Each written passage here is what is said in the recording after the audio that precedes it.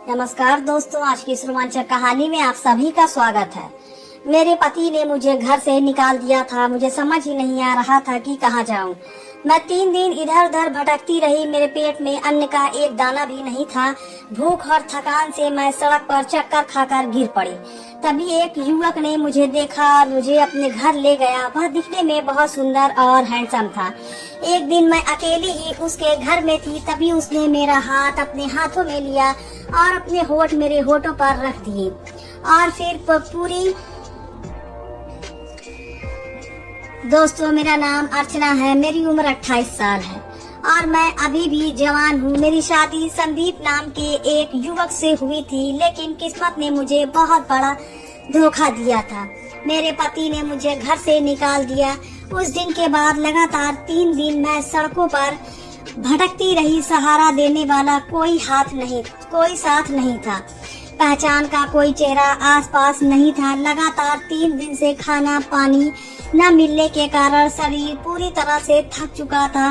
अंगों में बिल्कुल ताकत नहीं बची थी। धूप में चलते मुझे चक्कर आने लगे और आखिरकार मैं सड़क के किनारे गिर पड़ी। कुछ समय बाद जब मेरी आंखें खुली तो मैंने देखा कि मैं एक छोटी सी झोपड़ी में हूँ। मेरे बगल में लगभग 60-70 साल की एक बुजुर्ग माँ जी चुपचाप बैठी थी। मैं हैरान रह गई कि मैं कहाँ हूँ और मुझे यहाँ कौन लाया। मैंने घबरा कर पूछा, कहाँ हूँ, मुझे यहाँ कौन लाया। उस पल अम्मा ने कोमल आवाज में कहा, बेटी तुम चिंता मत करो, तुम मेरे घर में बिल्कुल सुरक्षित हो। मैं खेत से घर लौट रही थी, तभी मुझे तुम सड़क के किनारे बेहोश पड़ी मिली। फिर मैं और मेरे नाती ने मिलकर तुम्हें यहाँ लाकर बिस्तर पर लिटा दिया। यह सुनकर मेरी आंखों में आंसू भर आए। अम्मा ने मुझे सहारा देकर उठाया, फिर अंदर के कमरे में जाकर एक थाली में गर्म चपाती और सब्जी लाकर मेरे सामने रख दी और बोली, बेटा पहले पेट भरकर खाना खाओ, फिर आराम से बातें करेंगे। मैं उनकी ओर देखते हुए धीरे धीरे खाने लगी। उस साधारण से घर के खाने में इतनी ममता भरी हुई थी कि मेरी आंखें अनायास भर आई। मैं सोचती रही, यह माँ जी कौन है और उनका वह नाती कौन है जिन्होंने मुझे जीवन दान दिया, सहारा दिया। मेरा खाना लगभग खत्म ही हुआ था, तभी झोपड़ी का दरवाजा खुला और अंदर एक युवक आया। वह युवक बहुत ही सुंदर था। उसके शरीर जींस शर्ट थी, सर पर तौलिया लपेटे हुआ था। लगता था अभी अभी खेत से लौटा है। उसका शरीर मजबूत और गठीला था, जैसे किसी पहलवान का। उम्र लगभग 30-31 साल की होगी। मैं उसे एकटक निहारती रह गई। वह अंदर आकर बैठ गया। अम्मा ने उसे पानी पीने को दिया। वह तरोताजा होकर मेरे बगल में आकर बैठ गया और अम्मा भी पास आ गई। अम्मा ने मुझसे पूछा, बेटी तुम कौन हो, कहाँ से आई हो, इतनी धूप में क्यों घूम रही थी। उनके सवाल सुनते ही मेरा मन भर आया। मेरी आंखों में आंसू छलक आए और मैं धीरे धीरे बताने लगी, मेरा नाम अर्चना है। मेरी शादी 3 साल पहले संदीप नाम के युवक से हुई थी। वह देखने में सुंदर था और शुरू में स्वभाव से भी अच्छा लगा। पहले 1.5 साल तक वह मुझसे बहुत प्यार करता था, मेरी देखभाल करता था, मुझे सपनों जैसा जीवन देता था। उसे एक कंपनी में अच्छी नौकरी मिली हुई थी। सब कुछ ठीक ठाक चल रहा था, लेकिन धीरे धीरे उसकी संगत बिछड़ने लगी। वह रोज शराब पीने लगा। घर आकर मुझसे झगड़ता, गालियां देता। उसका मुझ पर से प्यार कम होने लगा। शराब के नशे में कभी कभी ऑफिस जाता तो कभी बिल्कुल नहीं जाता। इसी बीच उसे जुए की लत लग गई। जो भी पगार मिलता वह शराब और जुए में उड़ाने लगा। इसी दौरान उसकी एक लड़की से पहचान हुई। वह लड़की उससे झूठा प्यार जताने लगी और उससे पैसे ऐंठने लगी। वह भी उसकी सुंदरता में फंसता गया। एक दिन तो हद ही हो गई। वह उस लड़की को सीधे घर ले आया और मेरे सामने ही उसके साथ रहने लगा। मैं विवश होकर सब कुछ सहन करती रही। वह दोनों मुझे लगातार अपमानित करते, घर का सारा काम मुझसे करवाते। मेरा कोई देखने सुनने वाला नहीं था। इसलिए मैं चुपचाप सब सहन करती रही। लगभग 3 साल इसी तरह बीत गए और मेरा जीवन अंधकार में चला गया। मेरे पति का मेरे प्रति कोई लगाव या अपनापन बाकी नहीं रहा। वह पूरी तरह से उस दूसरी औरत पर मोहित हो चुका था और इसी कारण मुझे संतान सुख भी नहीं मिला। एक दिन मेरा और उस औरत का झगड़ा इतना बढ़ गया कि वह रूठ कर बैठ गई और पति से लड़ने लगी। उसी रात पति शराब पीकर घर आया और उसने मुझे बुरी तरह पीटा, मुझ पर अमानवीय अत्याचार किया। इस दौरान मैंने छुपकर सुना कि वह दोनों मिलकर मुझे खत्म करने की योजना बना रहे थे। यह सुनकर मेरा दिल जोर जोर से धड़कने लगा और भय से मेरा शरीर कांप उठा। उस समय मुझे समझ आ गया कि अगर मैं वहां और रुकी तो मेरी जान निश्चित रूप से खतरे में पड़ जाएगी। इसलिए मैंने उसी रात घर से भागने का निर्णय लिया। उसके बाद लगातार 3 दिन मैं भूखी प्यासी सड़कों पर भटकती रही। आंखों में आंसू भरे थे, मन में डर और गहरा अकेलापन था। मुझे समझ ही नहीं आ रहा था कि कहाँ जाऊं, किससे मदद मांगूं। आखिरकार थक कर मैं कमजोरी से चूर होकर मैं सड़क के किनारे गिर पड़ी। भगवान ने मुझे पूरी तरह नहीं छोड़ा, क्योंकि उस समय इन दयालु माँ जी ने अपनी नाती अभिषेक के साथ मिलकर मुझे बचाया और अपने घर ले आई। जब मुझे होश आया और मुझे यह पता चला कि उन्होंने मुझे अपने छत्र छाया में लिया है, तो मेरा मन खुशी से भर गया और आंखों से आंसू बहने लगे। मैंने रोते हुए कहा कि लोग तो मुझे काम देने को भी तैयार नहीं थे। सिर्फ 2 वक्त की रोटी के लिए भी जगह नहीं मिली, बल्कि लोग मुझे चोर समझकर मुझसे दूर भागते रहे। लेकिन आपने मुझे सहारा दिया, यही मेरे लिए सबसे बड़ा उपकार है।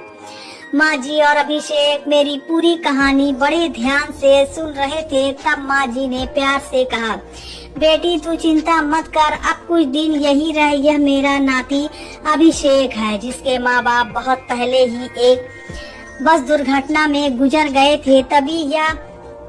तभी से यह मेरा सहारा है। वह रोज खेत में काम करता है, थोड़ी बहुत खेती है और उसी से हमारा गुजारा चलता है।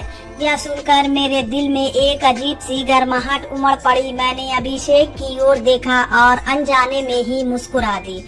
उसने भी हल्की सी मुस्कान देकर जवाब दिया। उस पल मेरे दिल में एक अजीब सा सुकून जागा।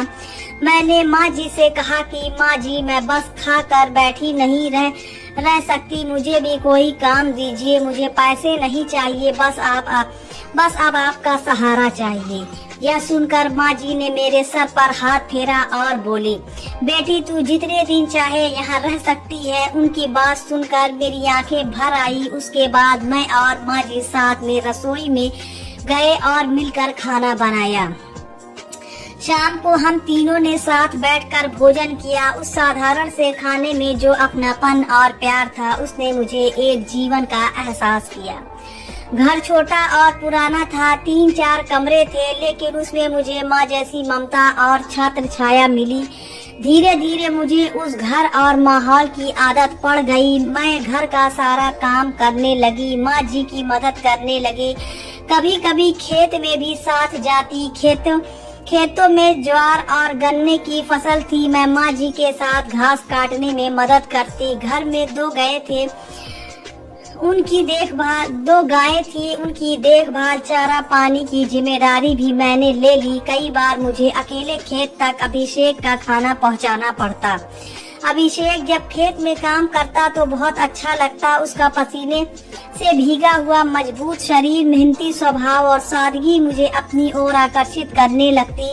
जब हम खेत में अकेले होते तो हमारी नजरें आपस में मिलती। कभी हल्की मुस्कान के जरिए मन की बातें कह दी जाती, कभी 2-4 शब्दों का आदान प्रदान होता और दिल में धीरे धीरे अनकहे एहसास पनपने लगते। अभिषेक मुझे धीरे धीरे बहुत अच्छा लगने लगा था। मैं भी रूप रंग से बेहद सुंदर थी, अभी भी जवानी की दहलीज पर थी, इसलिए उसकी निगाहें अनजाने में ही मेरी ओर मुड़ने लगी। एक दिन माँ जी को घर में थोड़ा काम था। उन्होंने मुझसे कहा, बेटी अभिषेक खेत पर गया है, थोड़ी देर में उसके लिए खाना लेकर चली जाना। तब मैंने घर में खाना बनाया, थाली सजाई और सर पर टोकरी रखकर खेत की ओर निकल पड़ी। जब मैं वहां पहुंची तो देखा कि अभिषेक गन्ने के खेत को पानी दे रहा था। मैं मेड़ पर खड़ी होकर कुछ देर उसे देखती रही। उसका मेहनती रूप मेरे दिल को छू गया। फिर मैंने उसे आवाज दी। उसने मेरी ओर देखा और मैं आम के पेड़ के नीचे बैठ गई। थोड़ी देर बाद वह मेरे पास आई और मेरे सामने बैठ गया। मैंने उसके लिए लाया हुआ खाना थाली में परोसा। जब मैं उसे परोस रही थी, उसकी नजरें लगातार मुझ पर टिकी हुई थी और मैं भी चोरी चोरी उसके ओर देख रही थी। हमारी निगाहें अनजाने में ही टकरा जाती और उस पल हमारे दिलों में कई अनकही रहस्यमय भावनाएं लहरों की तरह तैर रही थी। तभी अभिषेक ने पूछा, तुमने खाना खा लिया? मैंने धीरे से कहा, हाँ, मैं पहले ही खाकर आई हूँ। लेकिन उसने कहा, मुझे अकेला खाना खाना अच्छा नहीं लगता, तुम भी मेरे साथ खाओ। मैं शर्म से मना कर रही थी, पर उसने प्यार से कहा, अगर तुमने मेरे साथ नहीं खाया तो मैं भी नहीं खाऊंगा। उसकी इस मासूम जिद में मुझे एक सच्चे प्रेम की झलक मिली और आखिरकार मुझे मजबूरी में उसके साथ खाना खाना पड़ा। हम दोनों पेड़ के नीचे पास पास बैठकर खाने लगे। मैं शर्मा रही थी, मेरे गाल लाल हो गए थे। तभी अभिषेक धीरे से बोला, आज तुम बहुत सुंदर लग रही हो। उसकी यह बात सुनकर मैं और भी गहरी लाल पड़ गई और अंदर एक मीठा कोमल कंपन उठा, जिसे मैं शब्दों में कभी बयान नहीं कर सकती थी। अभिषेक ने फिर कहा, अब तुम्हें यहाँ आए 2-2.5 महीने हो गए हैं, तुम्हें यहाँ अच्छा लगता है ना? आगे तुम क्या सोच रही हो? मैंने हल्की मुस्कान के साथ कहा, देखते हैं, अभी तो कुछ तय नहीं किया है, लेकिन मुझे यहाँ बहुत अच्छा लगता है। आप और माँ जी मेरी बहुत देखभाल करते हैं, इसलिए मुझे लगता है कि यही हमेशा रह जाऊं। फिर मैंने थोड़ी हिम्मत करके उसे पूछा, तुम्हारी उम्र भी अब काफी हो गई है, तो तुम शादी कब करोगे?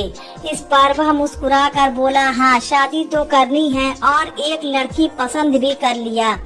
यह सुनते ही मेरे दिल में जैसे किसी ने जोर से चोट कर दी हो, क्योंकि मुझे अभिषेक अच्छा लगने लगा था। उसके किसी और को पसंद करने की बात सुनकर मेरा मन जैसे टूट गया।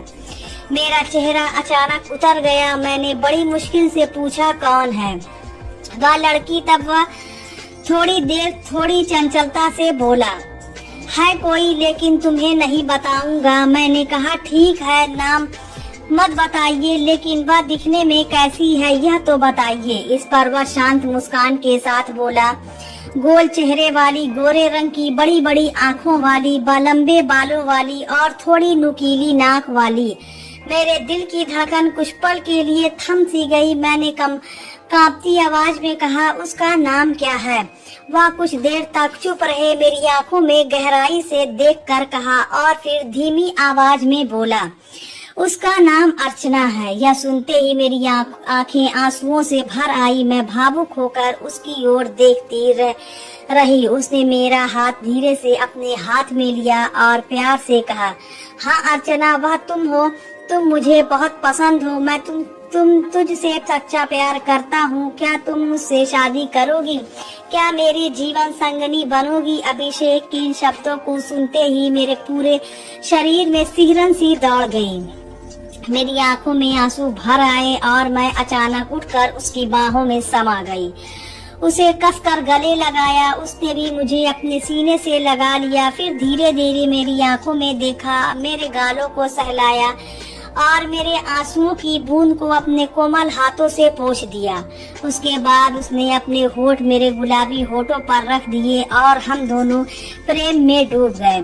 उस पल ऐसा महसूस हुआ जैसे सारी दुनिया थम सी गई हो और केवल हम दोनों ही रह गए हो। हमारे दिलों में एक दूसरे को स्वीकार कर लिया और हमारा प्यार अब जीवन भर के लिए पक्का हो गया था।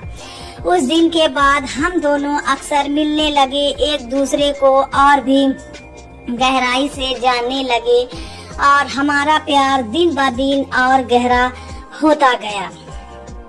लगभग 6 से 7 महीना तक हमारा साथ यूं ही चलता रहा और हम दोनों एक दूसरे के स्वभाव और अपने पंखों से बेहद खुश थे। एक दिन रात के भोजन के समय माँ जी ने अभिषेक से पूछा, बेटा अब तुम्हारी भी उम्र हो रही है, घर में बहू कब लाओगे? तो अभिषेक मुस्कुराते हुए बोला, बहू क्यों लानी है, घर में पहले से ही है। यह कहकर उसने मेरी ओर देखा। मेरे गाल शर्म से लाल हो गए और मैं चुप मुस्कुराने लगी। माँ जी ने यह सब देखा और बोली, सच कहूँ तो अर्चना मुझे बहुत पसंद है। इसका स्वभाव बहुत अच्छा है, घर का काम संभालती है, सबके साथ रहती है। अगर यह हमारी बहू बनेगी तो घर रोशन हो जाएगा। अभिषेक ने तुरंत हामी भर दी। माँ जी ने मेरे सर पर हाथ फेरा और भावुक स्वर में कहा, भगवान ने बहुत सुंदर जोड़ी बनाई है। हालांकि कुछ रिश्तेदारों ने विरोध किया, शादीशुदा औरत से फिर शादी करना ठीक नहीं। अभिषेक को और अच्छी लड़कियां मिलेगी, लेकिन माँ जी ने किसी की एक ना सुनी। उन्हें मेरा स्वभाव, मेरा चरित्र सब पता था और वह मुझे अपनी बेटी जैसा मान चुकी थी। उन्होंने पक्का फैसला किया और रिश्तेदारों की बातों को नजरअंदाज करके कुछ ही दिनों के में पास के मंदिर में हमारी शादी करवा दी। शादी के समय मेरी आंखों से खुशी के आंसू बह रहे थे। मैं और अभिषेक दोनों बेहद खुश थे। हमने कुल देवता के दर्शन किए, घर में छोटी सी पूजा की और फिर हमारे वैवाहिक जीवन की शुरुआत हुई। शादी की पहली रात हमने बहुत भावुक होकर प्यार और अपनेपन के साथ बिताई। हमने मन से एक दूसरे को स्वीकार किया और जीवन भर साथ निभाने की शपथ ली। कुछ दिनों बाद मुझे गर्भधारण का आभास हुआ। यह सुनकर माँ जी के चेहरे पर खुशी की कोई सीमा न रही। उन्होंने मेरी देखभाल अपनी बेटी की तरह शुरू कर दी। 9 महीने बाद एक प्यारी सी सुंदर बच्ची को जन्म दिया। वह बच्ची हमारे लिए भगवान का सबसे बड़ा उपहार थी। अभिषेक उसे देखकर भावुक हो गया। उसकी आंखों से आंसू बह निकले और वह बार बार कहता रहा, हमारी बेटी तो सचमुच किसी परी जैसी है। अब हमारा घर खुशियों से भर गया है। माँ जी, मेरा पति अभिषेक, मैं और हमारी बेटी, हम चारों मिलकर प्रेम और सुख से जीवन जी रहे हैं। दोस्तों, मेरे जीवन यात्रा देखकर मेरे मन में कभी कभी यह सवाल आता है कि क्या मैं और अभिषेक ने या शादी करके सही किया या गलत। आप लोग जरूर बताएं, विचार बताएं। असली ताकत पैसा या संपत्ति में नहीं होती, बल्कि इंसानियत, सच्चाई और एक दूसरे को दिया गया प्यार ही जीवन को सुंदर बनाता है। जिंदगी में चाहे कितने भी तूफान आए, अगर हमारे पास साहस, विश्वास और साथ देने वाला कोई अपना हो तो अंधेरे के बीच भी उजाले का रास्ता मिल ही जाता है। तो दोस्तों, यह थी हमारी आज की कहानी। अगर आपको पसंद आए तो लाइक कर दें और हमारे चैनल को भी सब्सक्राइब कर लें। मिलते हैं अगली वीडियो में, तब तक के लिए धन्यवाद।